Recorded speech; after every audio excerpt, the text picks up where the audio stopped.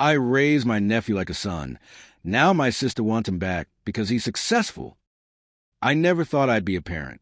I didn't even particularly like kids back then. I was 27, single, working 2 part-time jobs, and living in a small 2-bedroom apartment I barely kept clean. My biggest responsibilities were feeding my cat, remembering my rent, and not losing my mind during back-to-back night shifts. But that all changed on a random Tuesday morning when my sister Casey left her 1-year-old son, my nephew Mason, on my doorstep with nothing but a half-empty diaper bag, a stained car seat, and a note that just said, "I can't do this. You're better than me. Take care of him." And then she vanished. Literally. Casey's always been chaotic, wild, impulsive. She was 2 years younger than me, but always seemed 10 years behind in maturity. Our childhood wasn't sunshine and rainbows either. Our dad was emotionally distant, and our mom was overwhelmed. We were poor, and Casey took it personally. She got pregnant at 19. No one knows who the father was, or rather, she refused to tell anyone. She gave us different names each time we asked. At the time, she was living with some guy who later got arrested for drug trafficking. That relationship imploded fast. So when Mason showed up at my door, I was shocked but not surprised. I called every number I had for her. She blocked me. I messaged her friends, posted on Facebook, even filed a missing persons report. The police said she was an adult and had the right to disappear if she wanted to. She did. And suddenly, I had a baby. I'll be honest, I didn't know what the hell I was doing. The first few weeks were a blur of formula, crying his and mine, YouTube parenting tutorials, and bargain hunting for baby clothes. I almost got fired twice because I kept calling out or showing up late. But something changed. He'd smile when he saw me. He started reaching out for me when other people were around. He'd call me before he ever tried uncle, and slowly, my life started revolving around this little boy with big brown eyes and chubby hands who clung to me like I was his whole world, because in his world people judged me, and then helped me. At first, people gave me weird looks. A single guy raising a baby? Everyone thought I was either irresponsible or a liar. Daycares wouldn't take him without paperwork. I didn't have his birth certificate. I didn't even have legal custody. Hell, I didn't know his last name until I guessed it right for a clinic intake form. But there were good people, too.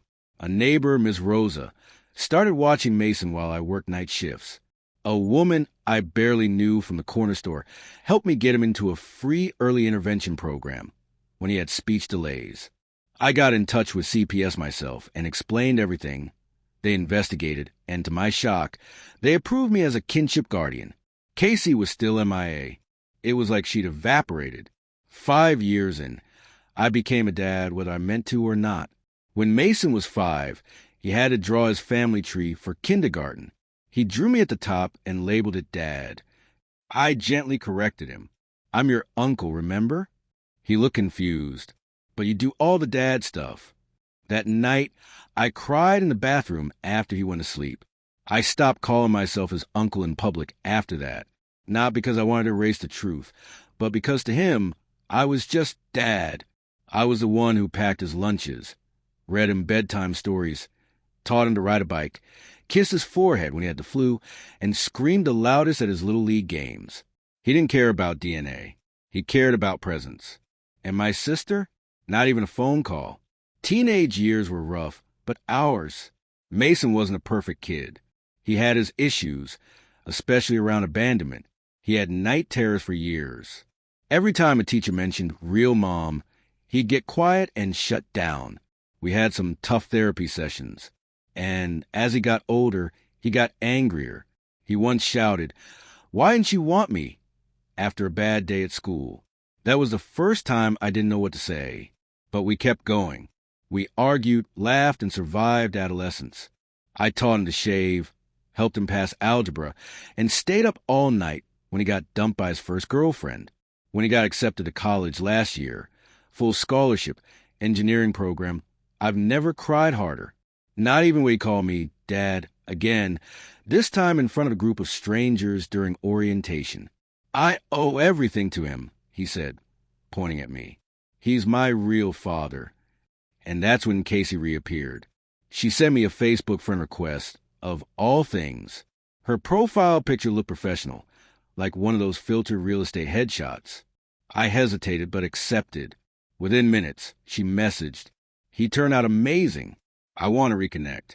Let me know when we can meet, smiley face." I stared at the screen for 20 minutes before replying. "You abandoned him. He cried for you for years. You don't just get to walk back in now." She didn't respond. Instead, a few weeks later, she showed up in person at Mason's college. She had found out his school, where he lived, and even what dorm floor he was on. I found out when he called me, shaking, almost in tears. She hugged me, he said, like nothing happened. She said she's been working on herself and wants to make things right. But she kept calling herself Mom, like we know each other. That was the beginning of the end. Now she wants him back. 2 days later, she emailed me, "You've done a great job, but I'm still his mother, and I think it's time he has a real relationship with me again. Maybe even moves in with me when he's done with school. I have a house now. Stability. It's what's best for him."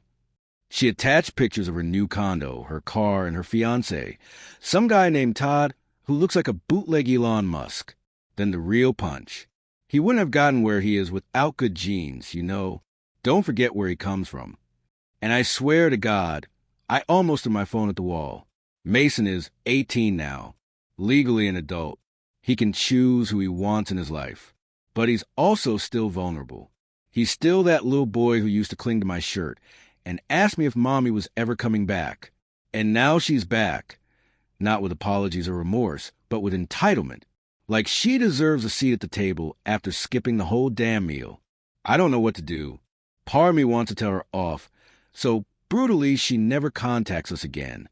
Another part of me, the part that raised Mason to be kind, forgiving, and wise, wonders if I should let him choose for himself.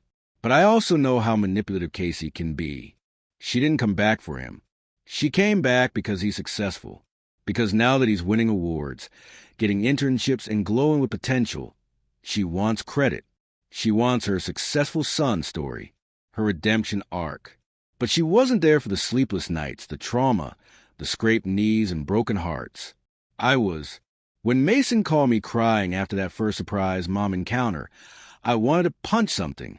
I didn't. I sat in my parked car, gripping the steering wheel until my hands went numb, and listened to him try to process the emotional grenade his biological mother had just tossed into his life. "She smelled like perfume," he said, voice shaky. "It reminded me of something from when I was little. I don't even know what." "That's called a trauma trigger, kid," I told him gently. "Your body remembers even if your brain doesn't." He was quiet for a long time. Then, "Do I have to talk to her?" "No," I said immediately. "Not unless you want to." He didn't respond. Not that day, anyway. But over the next few weeks, things changed. She starts playing the long game. At first, Casey kept her distance. Kind of. She didn't reach out to me again, probably because I hadn't responded to her email, where she bragged about her condo and tried to take genetic credit for Mason's success. But she started contacting Mason. First, it was an Instagram follow. Then a comment on an old post, "My handsome boy Redheart." Then DMs. Then phone calls.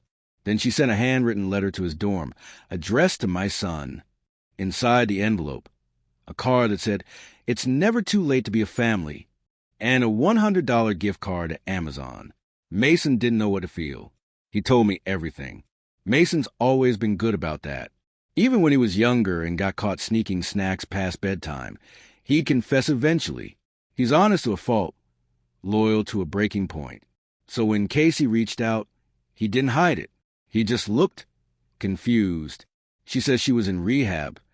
He told me one night over dinner, in therapy, that she was dealing with things, and she didn't want to mess up my life more than she already had. I didn't say anything. I let him talk. She says she's clean, been sober 6 years. That would mean she got her act together around the time he was 12. But she didn't come back then, or at 13, or 15, or 17. She waited until college, until he was glowing with achievement. until there was something to gain. But I didn't say that. Not yet. She's still my mom, right? That question broke me. He asked it so quietly one night while we were watching TV. Some dumb cooking show was on in the background. He didn't look at me, just stared ahead, hands in his hoodie pocket, like he was trying to disappear into couch. I mean, she is, he said. Right. I paused the show. She gave birth to you, yeah, I said carefully. But being a mom is more than biology. It's showing up, loving you every day, choosing you, even when it's hard. He nodded slowly, but he still looked haunted. I don't know if I want to talk to her, he said. But I feel like if I don't, I'll regret it someday. Like I didn't give her a chance. That's when I knew. Casey was already getting to him. Whether she meant to or not, she was exploiting that wound in him. The one she put there to begin with. I finally reached out and immediately regretted it. I sent her a message. Short and sharp. Leave him alone. He's trying to focus on school. He doesn't need emotional chaos right now. Her reply came within minutes. He's 18. He can decide for himself. You don't get to gatekeep my son. You've always resented me for being his real parent. Real parent. Those two words lit my nerves on fire. I didn't even dignify it with a response. I wanted to scream at her, list every diaper I'd changed, every fever I'd sat through, every parent-teacher conference, ER trip, scrape knee and bad dream I'd soothe, but it wouldn't matter. People like Casey don't care about effort. They only care about ownership. And now that Mason was finally worth something in her eyes, she wanted her property back. She started showing up. 3 weeks later, she came to his campus again. This time, she didn't wait in the hallway, like last time. She showed up at one of his extracurricular club events, some robotics thing. Claimed she was just dropping by with snacks and support. She even brought her fiancé, Todd. Mason called me afterward, shaken. She introduced herself to everyone as my mom, he said, like casually, like we were close. She even hugged one of my professors. My stomach turned. She said she's so proud of me, he continued, and that she's planning to move closer, that she wants to be there when I graduate. Casey had officially escalated. She wasn't just trying to reconnect. She was inserting herself into his life, publicly, staking a claim, rewriting history in front of strangers who didn't know any better. And Mason? He was stuck between resentment and guilt. Mason starts to pull away. From me. This was the part that really hurt. After months of talking through everything, checking in, and trusting me with his feelings, Mason started going quiet. Not completely, but less. He stopped texting me every day. Our weekend calls got shorter. When I asked how things were going with Casey, he'd say it's fine and change the subject. Then one day he dropped this. She offered to pay off my car loan. I paused. What? She said she's doing well financially. She wants to help. I tried to keep my voice calm. You know money comes with strings with her, right? He didn't reply right away. I know, he said finally, but you've done so much. Maybe she just wants to make up for lost time. That line, make up for lost time, as if time were a debt she could throw money at and wipe clean. And then came the bombshell. She wants me to come live with her this summer. Mason told me one night. Just to visit. She says Todd wants to get to know me. I froze. You're not going, are you? I don't know, he said, rubbing the back of his neck. It's just for a few weeks. And she seems different now. I felt that old protective instinct flare up. The one that kicked in the night she left with me as a baby and vanished. But Mason wasn't a toddler anymore. He was a man. Almost. Still, I had to say it. She left you, Mason, not for a day. For years. She didn't write, didn't check in. You cried for her every birthday until you were 10. She abandoned you. I know, he whispered. But what if she's really changed? I didn't know how to answer that, because I've seen Casey change for the worse dozens of times. She doesn't grow. She mutates. The legal threat arrives. About a week later, I got a letter, a formal request for guardianship termination. Apparently, Casey had filed to have my legal guardianship status reviewed. Even though Mason was now 18, she was contesting the paperwork on principle, saying I illegally withheld her son, never gave her a chance to parent, and that I was unfit due to bias and emotional manipulation. It wasn't going to go anywhere. He's an adult. But still, she was trying to erase everything I'd done from the record. This wasn't about connection. It was about control, reputation, ownership.